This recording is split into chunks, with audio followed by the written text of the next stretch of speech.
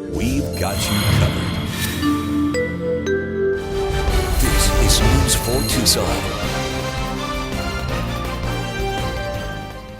Getting you set for the battle for the territory, the 93rd time Arizona and Arizona State on the gridiron. I'm David Kelly, joined as always by Glenn Howell, U of A football class of 1985. The Wildcats headed up into Tempe trying to end this season on a winning note. Glenn, 6 straight losses as they go into the 93rd Territorial Cup game. And I wrote a column earlier this week. I said Arizona as an ERA zona. This team's slogan under Kevin Sumlin the last 2 years has fallen flat at 9-14 through 23 games. Glenn, do you believe that Kevin Sumlin is coaching for his job on Saturday? I don't think he's coaching for a job. I don't think they're going to get rid of him at all this next year, but he's coaching for the future of his job. I mean, so he can really stay on past next year. I think it's got to be a close game. We got to be in the game, and we also got to win. I think it's a crucial win for us. If we win this game, this will take us into next year, even though we have not a very good record in the last 2 years, but this will give us some kind of momentum going into next year and also a little bit of a recruiting edge against Arizona State. One of the reasons my tone has changed on this, Glenn, and I had said pretty much throughout the season that I thought that Kevin Sumlin and his staff deserves at least one more year because I felt like they had a quarterback. The last couple of weeks, though, watching this decimated offensive line, I've begun to change my tune because what if they don't? I mean, I've not seen a lot from this offensive line, even when it was healthy this year, that gave me a lot of cause that they are going to be a much, much better offensive line going into next year. And what if you got these same issues and you're throwing your redshirt freshman quarterback back there next year and you can't protect him? That's where my major concern is moving forward with. And that's why I said I just don't see this getting better. Do you see avenues where this will get better next season? I see if our linemen are healthy, if they're getting healthy, and then we have a great off season, I'm a little optimistic about how they can get better. Kyle Devan will have another year, a full year with these guys, and he'll be able to coach them up and get them better. I thought we did pretty good in the beginning of the year, but then we just kind of degressed. We went down. I mean, it's just like we had injuries. We had moving guys in different positions. I think if we lock guys in positions and they're playing that position for a while, I think we'll get better. And I know that, again, and that was another thing I brought up, Glenn, is the injuries. And every year it seems like that's one of the things we're talking about, whether it's Khalil Tate being injured, whether it's the offensive line being injured. That is one of the things. And really, when you look at almost any program here at the University of Arizona, you've got that talent to compete on top, but you just don't. We saw it again this year with the volleyball program here about how they were decimated by injuries, and that took them right out of the NCAA tournament because they had 3 starters that basically are 4 starters, really, that have essentially missed the entire season for them. You just can't, at a school like Arizona, have that. I mean, there's a depth problem across the board here at this in this athletic program. It's totally depth. Like Kevin Sumlin said, he needed to have maybe 12 to 14 guys on the offensive line and maybe 11 or 12 guys on the defensive line. Those are your staples of how your defense and your offense is going to be.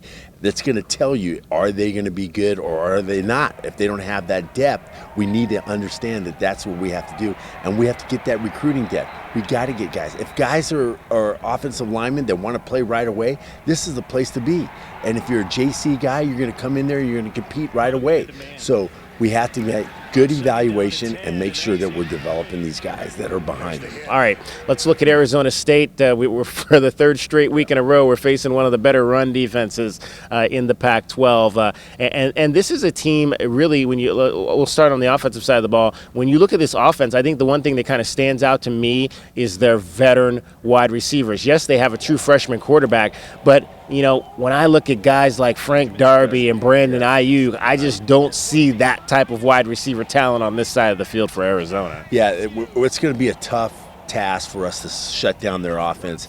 Benjamin is just a horse, and we're going to have the best game we ever had. I mean, I remember back in 1982, they had everybody on that team. Vernon Maxwell. They had, all these different guys that are so good and everything, and we decimated them. We have to be able to take this as a rivalry game. We might be undermanned, but we got to play with bigger heart. Yeah, this is a game, Glenn, I think, where you're going to have to really go in there and just grind this out. I mean, this might be one of the worst weather games in this series that I've ever seen. Temperatures forecasted to potentially be in the 40s at game time. It could be wet. I don't think it's going to be a recipe for throwing the football. No, it won't. It's going to be a grinded-out game. I don't think it says in the forecast it's going to be sunny, but it's going to be cold, but the field will probably be a little wet, and we're just going to have to be able to be making no mistakes, limited on the penalties, and we're just going to have to get some turnovers. With the ball's wet, we're going to have ball security and get them to be able to turn the ball over. And that's one thing that's been tough to do. Despite the fact they've had a true freshman quarterback, Jaden Daniels has only thrown 2 interceptions this season. I think that's one of the things when I looked at his numbers and then looked at some of his tape is he like Grant Gunnell?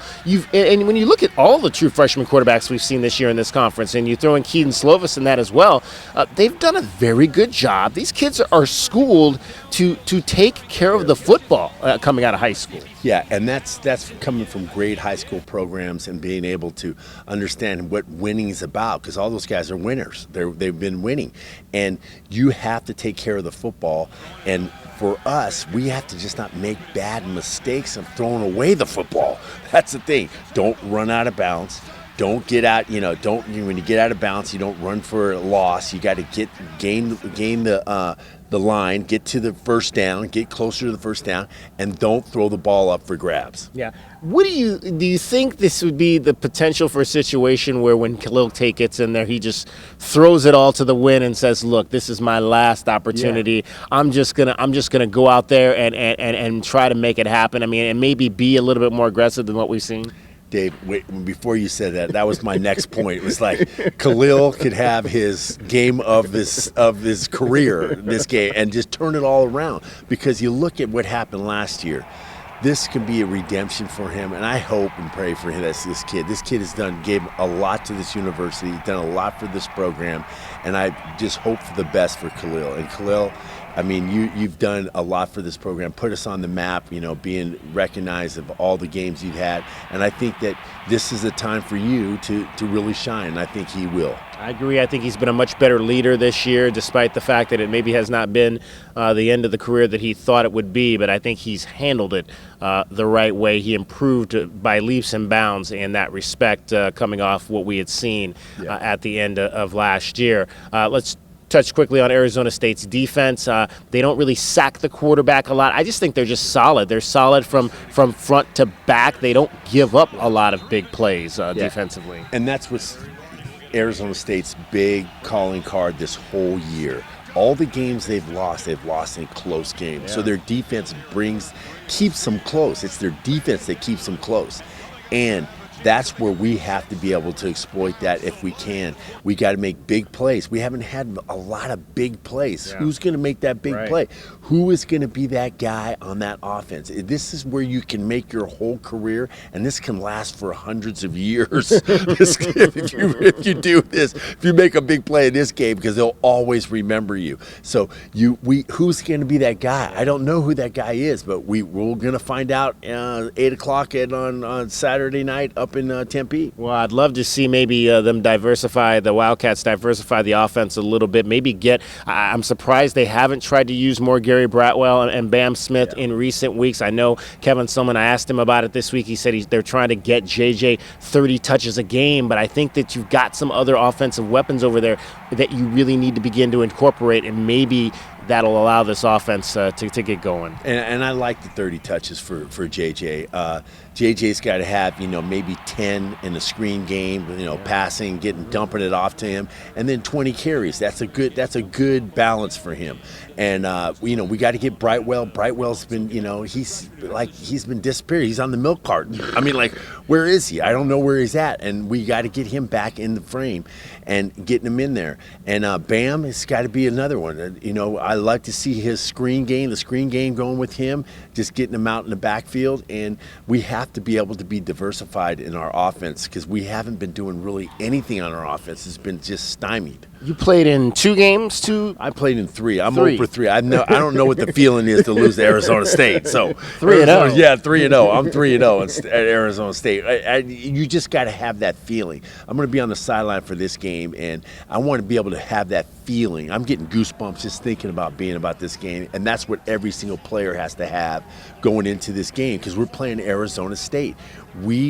This game goes on for your whole life. You'll be talking to guys 10, 20 years from now, which I did, and the guy was playing for Arizona State, and I said, man, you never won against us, and that just still is in his craw. Yeah. So we have to be able to understand the magnitude of this game. You mentioned signature plays. What was your signature play that you remember from any of your 3 games that kind of says that was my one play that I always remember? I'll always remember is that, just blocking for Dave Adams where, him getting outside, he just says, just hook the guy on the outside. And if I hook the guy on the outside, Sweet D's gone. Yeah. And Sweet D, that's what he used to do.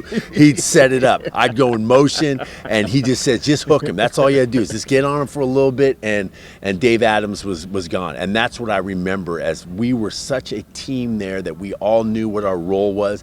And I had a small role, and I wasn't catching 100 balls. I wasn't getting, 40, 50 balls. I had 13 grabs in my career at the University of Arizona. But every single one of those in that Arizona State, every block of those things was so important. That's what we have to focus on, that we have to do this on this Saturday night. Well, who is that Sweet D, David Adams? Who is that Chuck Cecil? Yeah. Who is that James DeBow or Mike Thomas or Scooby Wright or Byron Evans doing a block or Don Beans, all these or guys. Max Zendejas, and that's another one. Max Zendejas, he was just. They got a Zendejas on their side. Oh my goodness, he's pretty good. I know, but we got to limit that for him to doing anything. But our Max Zendejas was just killer. He was the Sun Devil killer. That's what he was. All right, it's the 93rd Territorial Cup game. Arizona and Arizona State will be back for one final breakdown on Monday morning.